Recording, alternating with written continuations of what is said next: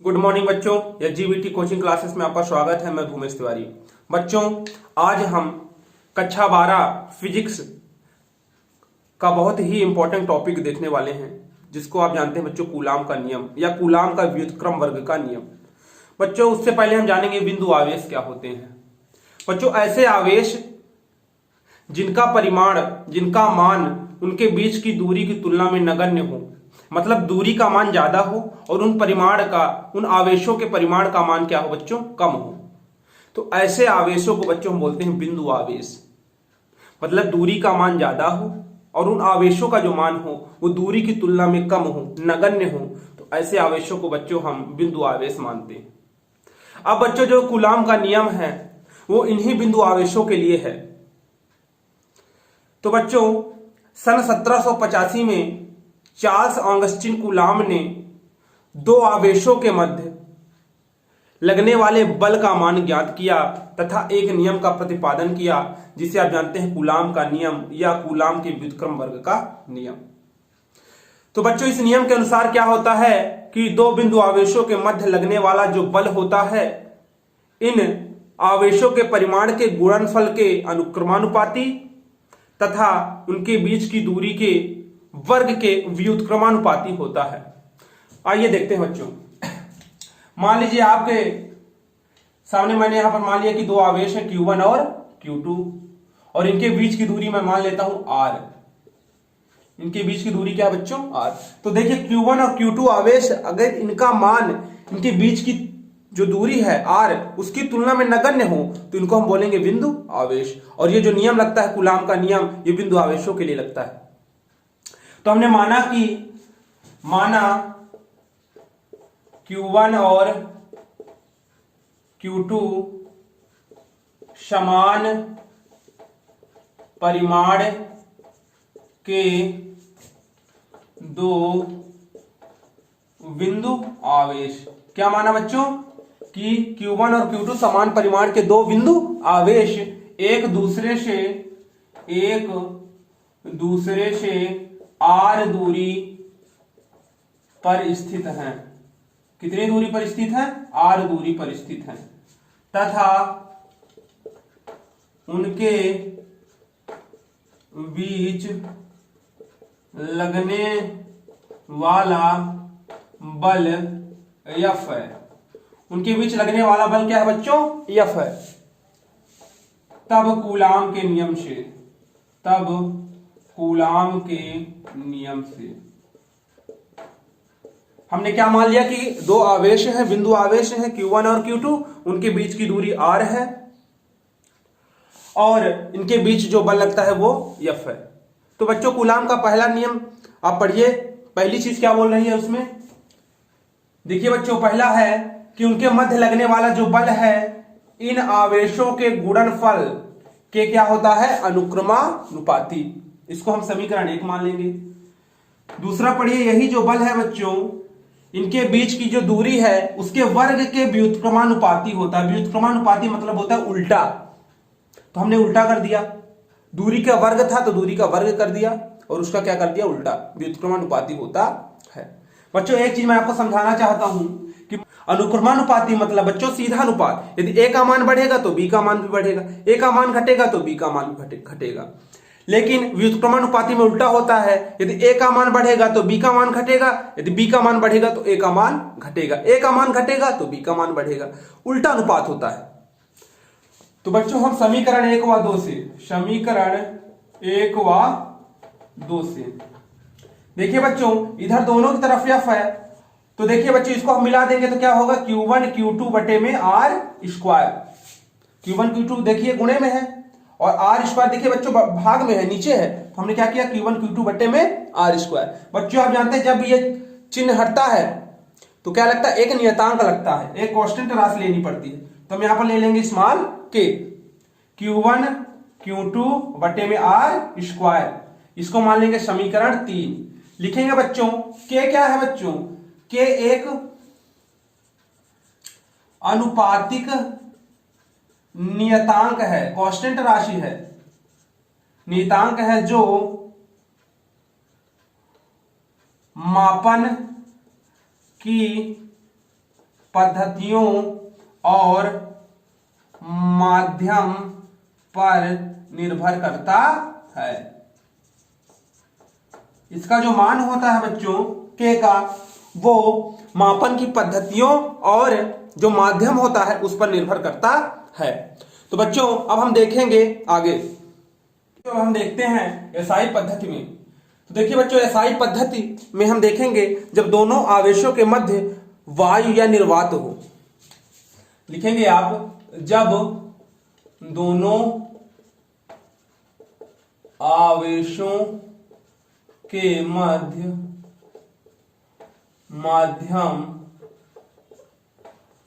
वायु या निर्वात हो। क्या हो? वायु या निर्वात हो। तो हम देखेंगे बच्चों, जब दोनों आवेशों के मध्य माध्यम क्या हो? वायु या निर्वात। तो देखिए बच्चों, यहां पर इस्तेमाल के का जो मान होता है बच्चों 1/4 pi epsilon not, 1/4 pi epsilon not या 9 × 10 की पावर 9।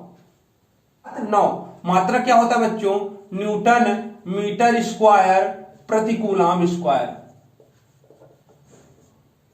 बच्चों यहां पर एक एप्सिलॉन नॉट आ रहा है, ये क्या है? तो यहां पर आप लिखेंगे एप्सिलॉन नॉट वायु या निर्वात की निरपेक्ष विद्युतशीलता है। निरपेक्ष विद्युतशीलता है।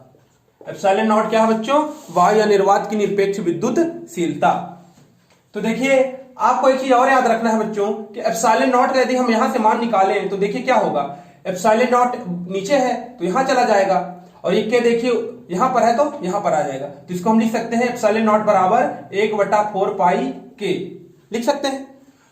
तो देखिए बच्चों, और एप्सिलॉन नॉट का मान आपको याद रखना है बच्चों 8.854 × 10 की पावर -12। बच्चों हमने देखिए एप्सिलॉन को यहां ले गए हैं और के को यहां, तो मात्रा भी बदल जाएगा, उल्टा हो जाएगा। क्या हो जाएगा मात्रा? कूलम स्क्वायर प्रति न्यूटन मीटर स्क्वायर। आपको ये बिल्कुल एप्सिलॉन नॉट का मान याद रखना है, क्योंकि एप्सिलॉन नॉट का मान आपके ऑब्जेक्टिव में पूछ सकता है। क्या होता है? 8.854 × 10 की पावर -12। देखिए हमने इसको यहां पर ले गए हैं, क्योंकि इधर लाए हैं, तो मात्रा भी बदल जाएगा, कूलम स्क्वायर प्रति न्यूटन मीटर स्क्वायर। तो अब बच्चों हम जो ये मान है इसको समीकरण 3 में रखेंगे। के का मान समीकरण 3 में रखने पर रख दीजिए आप समीकरण 3 में। तो समीकरण 3 देखिए क्या था? या बराबर के था, तो 1/4 pi epsilon not Q1 Q2 बटे में R स्क्वायर। देखिए बच्चों एसआई पद्धति में बल का मात्रा क्या होता है? न्यूटन। आप ये भी रख सकते हैं या बराबर 9 × 10 की पावर 9। चाहे तो आप 1/4 पाई एप्सिलॉन नॉट रख दीजिए, चाहे 9 × 10 की घात 9 रख दीजिए। तो 9 × 10 की घात 9 Q1 Q2 बटे में R स्क्वायर न्यूटन। ये था बच्चों एसआई पद्धति में जब दोनों आवेशों के मध्य वायु या निर्वात हो। अब हम आगे देखेंगे दूसरा नंबर, जब दोनों आवेशों के माध्यम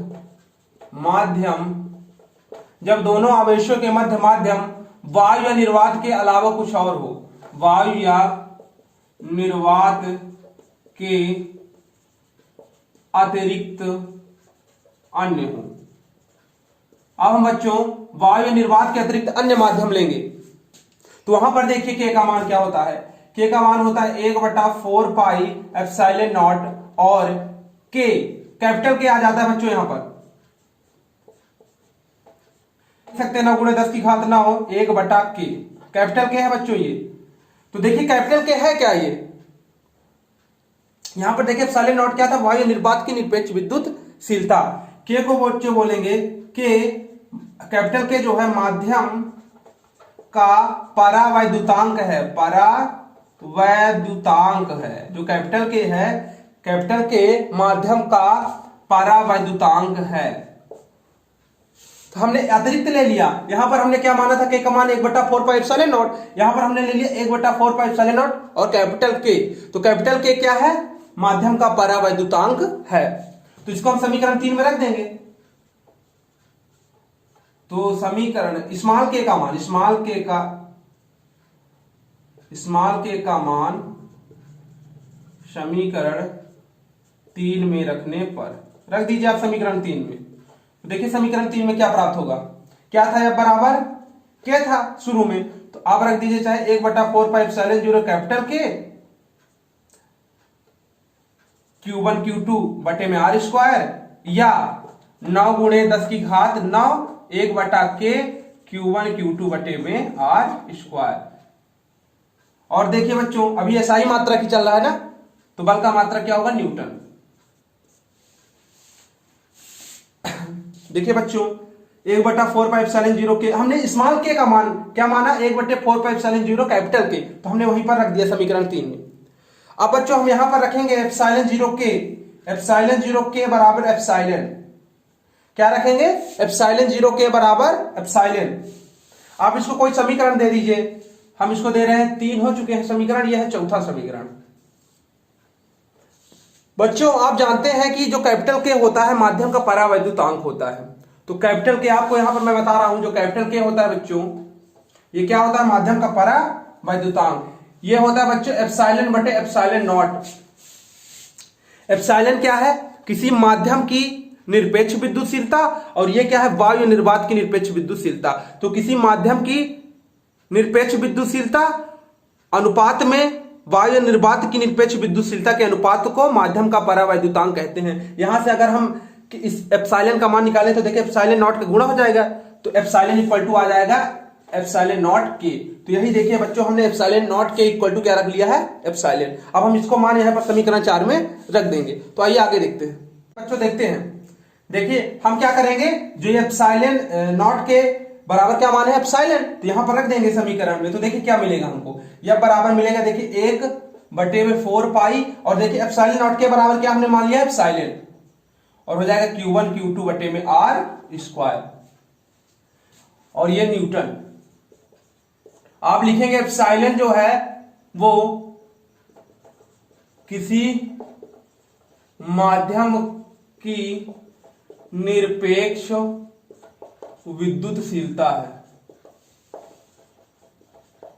ये किसी भी माध्यम की निरपेक्ष विद्युतशीलता है। एप्सिलॉन नॉट वायु निर्वात की निरपेक्ष विद्युतशीलता है। एप्सिलॉन क्या है, किसी माध्यम की निरपेक्ष विद्युतशीलता। ये था बच्चों एसआई पद्धति में। अब हम देखेंगे सीजीएस पद्धति में। बच्चों देखते हैं सीजीएस पद्धति में। तो सीजीएस पद्धति में भी देखेंगे बच्चों, पहला नंबर, जब दोनों आवेशों के मध्य वायु या निर्वात हो। दोनों आवेशों के मध्य क्या हो, वायु या निर्वात हो। तो बच्चों जब दोनों आवेशों के मध्य वायु निर्वात होती है तो यहां पर जो स्मॉल के होता है बच्चों, 1 होता है। क्या होता है, 1। तो हम समीकरण 3 से रख देंगे। तो समीकरण 3 से क्या होगा बच्चों, यह बराबर के होता है, के का मान 1 हो गया, तो क्या बचेगा, Q1 Q2 बटे में R स्क्वायर। और बच्चों आप जानते हैं कि सीजीएस पद्धति में बल का मात्रा क्या होता है, डाइन, तो हम लिखेंगे डाइन। अब हम दूसरा नंबर देखेंगे, जब दोनों आवेशों के मध्य अन्य माध्यम हो। जैसे हमने एसआई पद्धति में देखा था अन्य माध्यम, तो इस प्रकार से सीजीएस पद्धति में देखेंगे कि जब दोनों आवेशों के मध्य अन्य माध्यम हो। तो देखिए अन्य माध्यम में क्या लेते थे हम, के बराबर, वहां पर देखिए 1/k जुड़ जाता था, यहां पर 1 है और 1/k हम ले लेंगे, तो 1/K। आप जानते हैं कि कैपिटल के क्या है बच्चों, परावैद्युतांक है। तो हम समीकरण 3 से हमको क्या मिलेगा, समीकरण 3 से क्या मिलेगा, बराबर 1/K Q1 Q2 बटे में R स्क्वायर, और इसका मात्रा क्या होता है, डाइन। तो बच्चों हमने एसआई पद्धति भी पढ़ा और सीजीएस पद्धति भी पढ़ा। बच्चों अब हम देखेंगे एकांक आवेश। आइए देखते हैं एकांक आवेश। बच्चों हमने यह बराबर जो सूत्र निकाला था 9 गुणे 10 की घात 9 Q1 Q2 बट्टे में R स्क्वायर। बच्चों हमको एकांक आवेश निकालना है, मतलब जो हमारे पास आवेश है इनका मान 1 हो जाए। तो कैसे होगा 1 हम देखते हैं। तो देखिए बच्चों हम F बराबर क्या मानेंगे, 9 गुणे 10 की घात 9 न्यूटन। बल का मात्रा क्या होता है न्यूटन। क्यों मानेंगे, क्योंकि 9 गुणे 10 की घात 9, जिससे 9 गुणे 10 की घात 9 से ये कैंसिल हो जाए, इसलिए हम F बराबर क्या मानेंगे, 9 गुणे 10 की घात 9 न्यूटन। हम Q1 बराबर Q2 बराबर क्या मान लेंगे, Q, दोनों के बराबर Q मान लेंगे। R बराबर क्या मान लेंगे, 1 मीटर। ये सारी पद्धति है इसलिए दूरी का मात्रक मीटर होता है, तो R बराबर क्या मान लेंगे, 1 मीटर। तो देखिए हमको क्या मिलेगा, अगर ये मान हम यहां पर रख दें, अब इसको समीकरण दे दीजिए एक, अगर आपको देना है। अगर उससे चलेंगे तो आप 4 के बाद 5वां समीकरण इसको दे दीजिए। तो देखिए समीकरण 5 से, तो देखिए क्या होगा, F का इधर मान रखेंगे 9 गुणे 10 की घात 9, इधर 9 गुणे 10 की घात 9 है। Q1 और Q2 बराबर हमने क्या लिया है, Q, Q1 बराबर भी Q है, Q2 बराबर भी Q है, तो Q गुणे Q और बटे में 1 का स्क्वायर है, तो 1 का स्क्वायर। तो देखिए 9 गुणे 10 की घात 9 इधर गुणे में, इधर आएगा तो भाग हो जाएगा, तो कैंसिल हो जाएगा, और इधर क्या बचेगा 1 नीचे, तो 1 का कोई मतलब वैसे होता नहीं है। तो देखिए ये हो जाएगा Q स्क्वायर बराबर क्या बचेगा बच्चों, 1। देखिए 9 गुणे 10 की घात 9 से 9 गुणे 10 की घात 9 कैंसिल, 1 बचेगा, 1 इधर आएगा तो क्या बचेगा 1। तो Q बराबर क्या बचेगा, देखिए स्क्वायर लगा है, क्या लग जाएगा अंडर रूट, और जब आप जानते हैं कि अंडर रूट हटता है तो क्या लगता है प्लस माइनस 1, है ना। तो Q बराबर क्या आ गया, प्लस माइनस 1, यानी कि जो Q है कितना आ गया, 1, एकांक आवेश है। तो बच्चों अगर आप इससे परिभाषा कैसे निकाल पाएंगे, हमने क्या क्या किया है, हमने बल माना है 9 गुणे 10 की घात 9 न्यूटन, दूरी माना है 1 मीटर, आवेश हमारे क्या है Q1 और Q2 Q के बराबर समान परिमाण के हैं। तो आप परिभाषा लिखेंगे, समान परिमाण के दो सजातीय आवेश, सजातीय आवेश क्योंकि दोनों बच्चों क्या है प्लस में है, समान परिमाण के हैं, दोनों Q के बराबर है, तो समान परिमाण है दोनों का, दोनों बराबर है, तो समान परिमाण के दो सजातीय आवेश वायु या निर्वात में कितने मीटर की दूरी पर स्थित है, 1 मीटर की दूरी पर स्थित होने की दूरी पर स्थित हो तथा एक दूसरे को कितना बल बच्चों, 9 गुणे 10 की घात 9 न्यूटन, समान परिमाण के दो सजातीय आवेश वायु निर्वात में 1 मीटर की दूरी पर स्थित हो तथा एक दूसरे को 9 गुणे 10 की घात 9 न्यूटन के बल कितना लग रहा है, 9 गुणे 10 की घात 9 न्यूटन का बल के बल से, बच्चों सजातीय आवेश है तो क्या करेंगे, प्रतिकर्षित करेंगे, बल से प्रतिकर्षित करें, प्रतिकर्षित करें तो प्रत्येक आवेश एकांक आवेश कहलाता है। तो प्रत्येक आवेश क्या कहलाता है, एकांक आवेश कहलाता है। आपको अपने से परिभाषा बना लेनी है कि Q1 Q2 समान परिमाण के दो सजातीय आवेश 1 मीटर की दूरी पर स्थित हो तथा एक दूसरे को 9 गुणे 10 की घात 9 न्यूटन के बल से सजातीय आवेश हो तो प्रतिकर्षित करेंगे, प्रतिकर्षित करें तो प्रत्येक आवेश एकांक आवेश कहलाता है।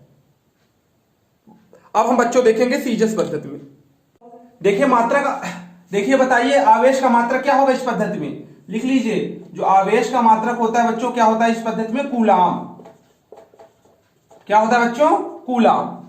ये बड़ा मात्रक होता है, छोटा मात्रक क्या होता है, छोटा मात्रक होता है माइक्रो कूलाम। क्या होता है बच्चों, माइक्रो कूलाम। सी से दर्शाते हैं बच्चों कूलाम को, और माइक्रो कूलाम को म्यू और सी। एक कूलाम बराबर क्या, एक माइक्रो कूलाम बराबर क्या होगा 10 की घात -6 कूलाम। ये आपको याद रखना है, ऑब्जेक्टिव पूछता है एक माइक्रो कूलाम बराबर 10 की घात -6 कूलाम। तो हम देखेंगे सीजस पद्धति में एकांक आवेश।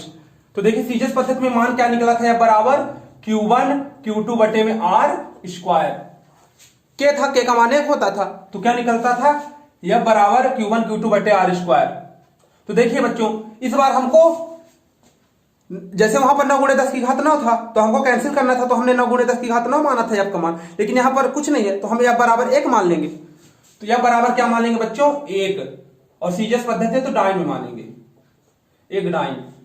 Q1 बराबर Q2 बराबर क्या मान लेंगे, 1, और R बराबर क्या मानेंगे बच्चों, 1 सेंटीमीटर। सीजस पद्धति में क्या होता है, दूरी का मात्रक सेंटीमीटर।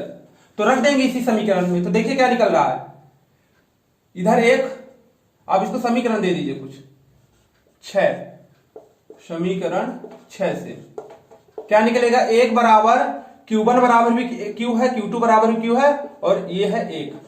तो देखिए क्या निकलेगा, Q स्क्वायर बराबर 1 एकम 1, क्या निकलेगा बच्चों, 1। तो Q बराबर क्या निकलेगा, प्लस माइनस अंडर रूट 1। तो यहां पर भी देखिए 1 निकल रहा है। तो अब आप परिभाषा क्या देंगे बताइए, अब आप परिभाषा देंगे समान परिमाण के दो सजातीय आवेश, समान परिमाण के दो सजातीय आवेश वायु या निर्वात में 1 सेंटीमीटर की दूरी पर स्थित हो। देखिए बच्चों, कितने सेंटीमीटर की दूरी पर स्थित हो, 1 सेंटीमीटर की दूरी पर स्थित हो, तथा एक दूसरे को एक डाइन बल से प्रतिकर्षित करें। कितने डाइन के बल से प्रतिकर्षित करें, 1 डाइन के बल से प्रतिकर्षित करें। देखिए हमने 1 डाइन माना था बल को, तो 1 डाइन के बल से प्रतिकर्षित करें, तो प्रत्येक आवेश एकांक आवेश कहलाता है। प्रत्येक आवेश क्या कहलाता है बच्चों, एकांक आवेश कहलाता है। क्या लिखा हमने, समान परिमाण के दो सजातीय आवेश वायु निर्वात में 1 सेंटीमीटर की दूरी पर स्थित हों तथा एक दूसरे को 1 डाइन के बल से प्रतिकर्षित, सजातीय आवेश हो तो प्रतिकर्षित करेंगे, प्रतिकर्षित करें तो प्रत्येक आवेश एकांक आवेश कहलाता है। बच्चों यहां पर क्या मात्रक होता है, स्थैत कूलाम। सीजस पद्धति में जो आवेश का मात्रक होता है वो होता है स्थैत कूलाम, आप इसको याद रखेंगे। तो बच्चों आज के लिए इतना ही, मिलते हैं अगले वीडियो में। चैनल को लाइक करें, सब्सक्राइब करें, शेयर करते रहें। धन्यवाद बच्चों आपका।